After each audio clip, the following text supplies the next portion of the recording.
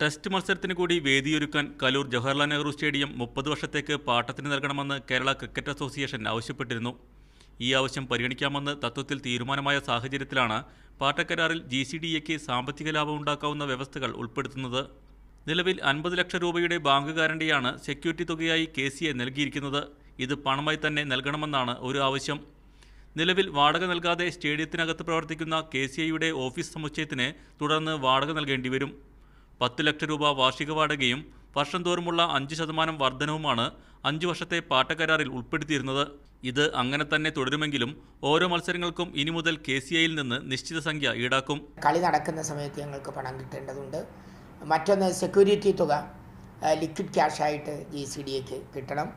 മറ്റൊന്ന് ഓഫീസ് സമുച്ചയം ഉപയോഗിക്കുമ്പോൾ ആ ഓഫീസ് സമുച്ചയത്തിന് കിട്ടണം.